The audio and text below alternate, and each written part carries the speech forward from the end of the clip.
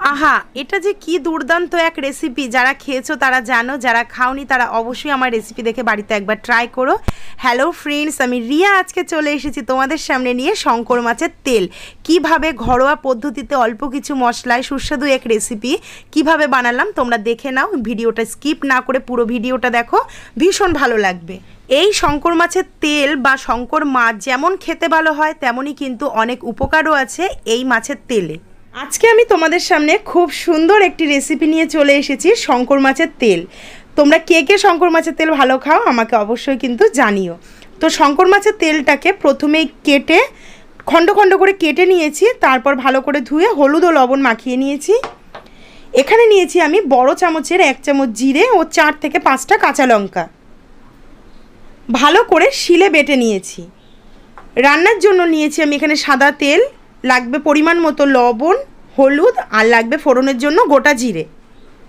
শঙ্কর মাছের তেলটা বানানোর জন্য প্রথমে গ্যাস অন করে কড়াই বসিয়ে নিয়েছি। এখানে দিয়ে দেবো বেশ খানিকটা সাদা তেল।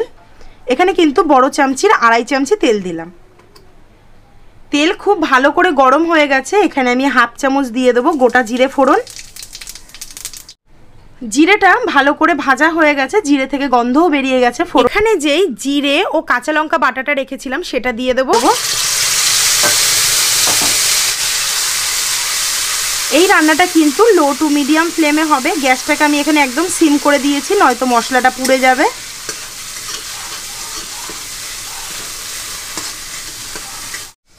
তোমরা লক্ষ্য করলে দেখতে পারবে জিরেটা এখানে হালকা ভাজা আমার হয়ে গেছে। এবার আমি দিয়ে দেবো স্বাদ অনুযায়ী লবণ। এখানে আমি ছোটো চামচির 1 চামচি লবণ দিলাম। কালার ভালো আসার জন্য দিয়ে দেবো ছোটো চামচির 1 চামচি হলুদ গুঁড়ো। দিয়ে খুব ভালো করে কষে নেব লো টু মিডিয়াম ফ্লেমে। যতক্ষণ জিরে ও লঙ্কার থেকে কাঁচা গন্ধ না যাচ্ছে ততক্ষণ কিন্তু কনস্ট্যান্ট এভাবে নেড়ে নেড়ে মশলাটাকে খুব ভালো করে কষে নেব। জিরে ও কাঁচা লঙ্কাটা এত সুন্দর করে কষে নিয়েছি, দেখো এখানে কিন্তু তেল ছেড়ে দিয়েছে। এবার আমি দিয়ে দেবো একটু জল। জলটা কিন্তু তোমরা তোমাদের পরিমাণ অনুযায়ী দেবে। এখানে আমি এই বাটির 1 বাটি জল নিয়েছি, সেটা দিয়ে দেবো।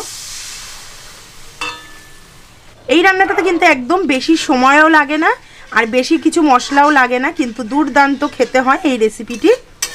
তোমরা যারা খেয়েছো তারা জানো, যারা খাওনি তারা আমার এই রেসিপি দেখে অবশ্যই একবার বানিয়ে দেখো, ভীষণ ভালো হয় খেতে। তো জলটা ফুটে ওঠা পর্যন্ত অপেক্ষা করব। ঝোলটা তোমরা দেখতেই পাচ্ছ এখানে কিন্তু একদম টকবক করে ফুটে উঠেছে। এই পর্যায়ে আমি লবণ হলুদ মাখানো মাছের তেলটা দিয়ে দেবো। মাছের তেলগুলো সব দিয়ে দেবো। মাছের তেলগুলো দেখতে নরম, কিন্তু যেই ঝোলের মধ্যে ফুটে উঠবে তখন কিন্তু একদম শক্ত হয়ে যাবে। এখানে কিন্তু একটা জিনিস খুব ভালো করে মনে রাখতে হবে, যখন ভাতের সাথে মাছের তেলটা খাবে, মাছের তেল কিন্তু একদম ভাতের সাথে মেখে নেওয়া যাবে না, তবে কিন্তু খেতে খুব আষ্টে একটা গন্ধ লাগবে। ঝোল দিয়ে ভাত মেখে তেলটা কিন্তু কামড়ে কামড়ে খেতে হবে। এই সময় গ্যাসটা কিন্তু একদম হাইতে থাকবে, যাতে টকবক করে ফুটে সঙ্গে সঙ্গে মাছের তেলটা শক্ত হয়ে যায়, নাহলে কিন্তু ঘেটে যাবে। মাছের তেলগুলোকে দিয়ে এখানে আমি 3 থেকে 3.5 মিনিট টকবক করে ফুটিয়ে নিয়েছি ঝোলটাকে। এবার আমি খুন্তিটা আস্তে আস্তে একটু ঝোলের মধ্যে চালাবো আর তোমাদেরকে দেখাবো যে মাছের তেলগুলো দেখো কত সুন্দর শক্ত হয়ে গেছে। আর এই মাছের তেলের এই ঝোলটা তোমরা যে যেরকম গ্রেভি পছন্দ করবে সেরকম গ্রেভি রাখবে। এইভাবেও নামিয়ে নেওয়া যায়, আবার আরেকটু ঘন করেও নামিয়ে নেওয়া যায়। আমি এটাকে আরেকটু ফুটিয়ে নেব। মাছের তেল কিন্তু এখানে সেদ্ধ হয়ে গেছে।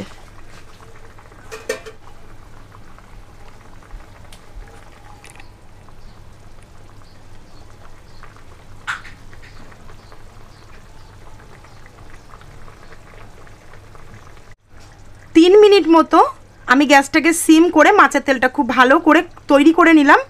উপর থেকে দেখো কত সুন্দর তেল ভেসে উঠেছে, তার মানে কিন্তু এখানে রান্নাটা আমার কমপ্লিট হয়ে গেছে।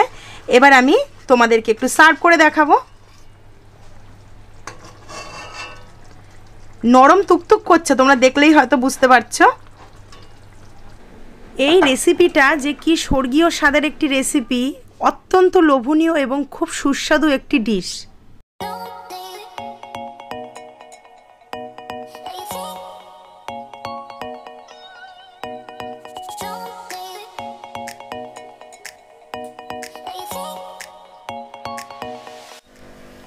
আজকের ভিডিওটা যদি ভালো লেগে থাকে অবশ্যই একটি করে লাইক করে দিও, যদি ভালো লেগে থাকে বন্ধু বান্ধব এবং আত্মীয় স্বজনের মধ্যে শেয়ার করে দিও।